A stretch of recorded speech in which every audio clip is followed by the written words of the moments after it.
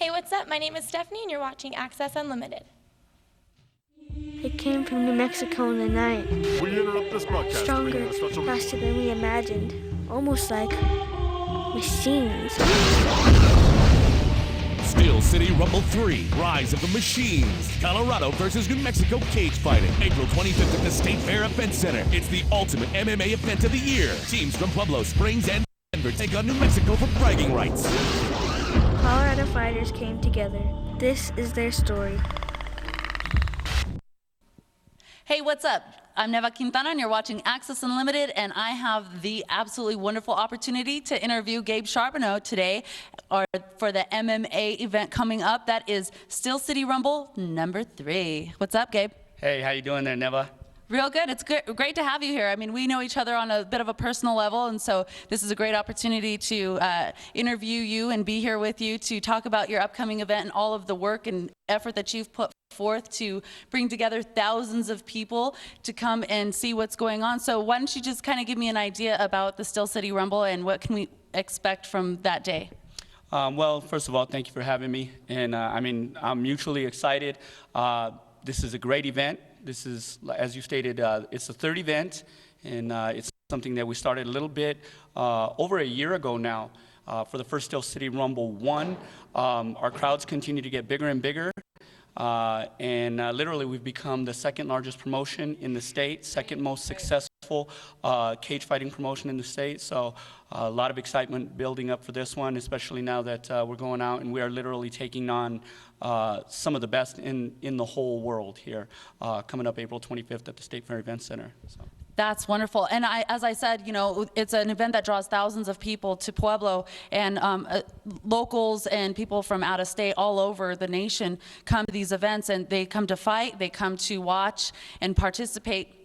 So, I mean, I just can't even imagine the time and effort that goes into something like that. So why don't you tell me a little bit about your motivation and how you got started in promoting such an event as this? Well, you know, I've been fighting. This is actually my 15th year. I began fighting in about 1994. I was actually the first guy out here to ever compete in that type of competition. I've been training martial arts for almost 28 years now, and it was something that's very close to me as a competitor, as an instructor, and something that I was, you know, very proud to be able to bring to this town and now continue that now that it's growing, you know, pretty much to a worldwide audience.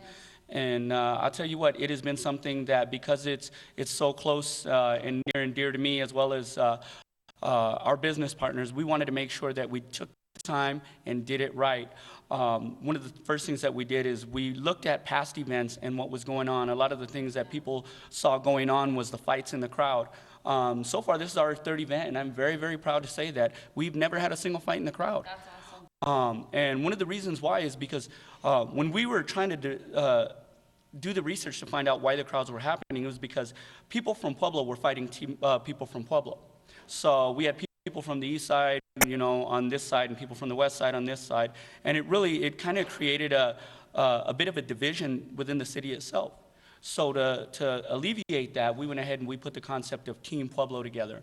And Team Pueblo is a team here that goes out and we challenge other markets, and we've been all over the United States now. And now what we do is it's kind of we operate kind of like a league.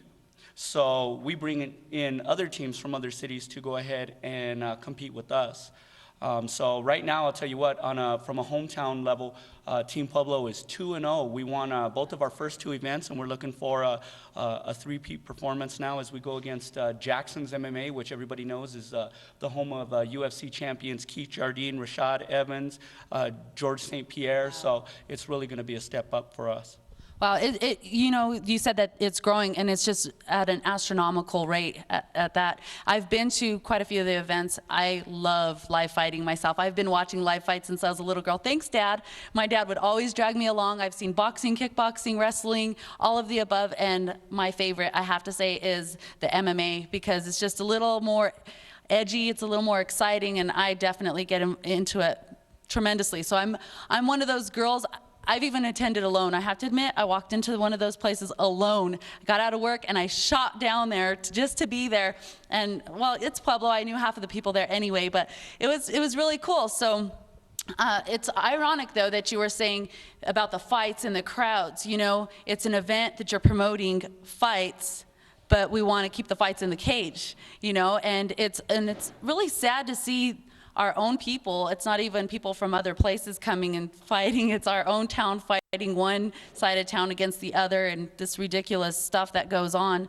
And there's this way to make it, like you said, a Pueblo thing, instead of dividing it into areas of town and that sort of thing, and creating kind of a unity base. And I've always heard it said, if you want to get out there and fight, do it big, do it real. Get in the cage and put on the, you know, the gloves, 2-ounce gloves, aren't they? 4-ounce. 4-ounce gloves. Ooh, I wanted to get dangerous there. 2-ounce gloves. So, you know, that's where the real action is. That's where the real fight is. So yeah, I mean, keep it out of the audience and take it into the cage. If you're bad, then how do you get involved? I mean, if you really think you're tough and you want to get into the cage and participate in an event like that, how would somebody do that, Gabe? Well, we have open tryouts a couple of times a year. They can also reach us at either Major Fitness, which is the home base for Team Pueblo. We also have an website, teampueblomma.com, and you know, just a little bit so the folks, you know, out in TV land know what's going on. This isn't just something that anybody can just do. Our league and our event in particular, we pride ourselves on raising the standards of athleticism in the sport. Actually, anybody that wants to compete on the team has to fulfill a minimum of 20 hours per week, 20 hours per year of community service. Awesome. Our guys are out there. They're not just training hard 5-6 nights a week, but they're in the community. We volunteered this year at the Mission for both Thanksgiving and Christmas. These are guys that are out there. We're speaking to kids in high schools about the dangers of drugs, drinking and driving, and those kind of things that affect our kids. So we're not just looking for tough people, man. We're really looking for athletes and people that are willing to contribute to the community. So, you know, we say it's we'd rather have good people before good fighters, because we could make good fighters out of good people. Can't always do the other way around. Yeah, that's a very good point, you know, and it has such a negative rap. You know, MMA fighting has had a negative rap for a very long time, so I'm glad you touched on the athleticism of the whole event and the training that these people have to do. And you're right, you know, I kind of joked about the people in the crowd, if they think they're tough, get in the cage, but that's really the point. It's not a matter of just thinking you're tough, and it's not just a matter of being able to, you know, throw a good chinga. You know, it's about really being able to show yourself across the board as what kind of person you are, as you said. So I'm really glad that you touched on that, because of the bad rap that it gets, and there's a lot of hard effort that goes into the training and everything behind it. So tell me a little bit about what we can expect as far as the fighters that come in for your next event. Well, I'll tell you what, we have some of the returning veterans from Steel City Pueblo, Team Pueblo and Steel City 1. Zach Valdez, he was kind of one of our premier fighters. He came out for Steel City Rumble 1. He's largely active in the community, contributes a lot to the La Gente Youth Sports Program where he sits, and I'll tell you what, he won that his first fight, and realistically, where even now we've upped the bar, we're seeing a very changed Zach Valdez. He can strike, he can take you down, he can pound you out, he can submit you. So I'm definitely happy to see him. We got other local guys from Avondale. We have Adam Soto. We have Charity Mira, who's one of our female fighters. Matt Mendoza, a lot of people know he's a personal trainer here in town, and he's just he's scary to even watch him come down the ramp, because the guy's just a beast. And it's kind of different. We're also, in addition to our regular fights, we are going to do 2 international matches where we pick guys from Old Mexico versus New Mexico. And I'll tell you what, you know, like you said, the chingas, I guarantee they're going to be flying that night. And once again, though, it's going to be in a positive way. And every Steel City Rumble, we always give a portion of the proceeds to a local charity here. That's very important to us. And like I said, our guys are athletes, man. They're not guys wailing away and, at each other anymore, and you know, in the street. These are guys that they train 5-6 days a week. They contribute to the community, and these are your neighbors, your brothers, your sisters. Could be helping you at the supermarket, or they could be somebody that's teaching your kids. Yeah. So. All right. Well, you know, I just want to personally thank you for putting on such an event in our hometown like this. You know, my hometown, your hometown too, am I correct? Absolutely. And tickets still are available. You can get them at the State Fair box office. You can check out the website if you want more information at stillcityrumble.com. If you want more information on the fight team, you can also check out teampueblomma.com. All right, Gabe, before I let you go, I just want to let you give a shout out to all of your sponsors and prospective sponsors, anybody interested in getting in on this event, and you'll go ahead and give them that information and let them know how they can go about that.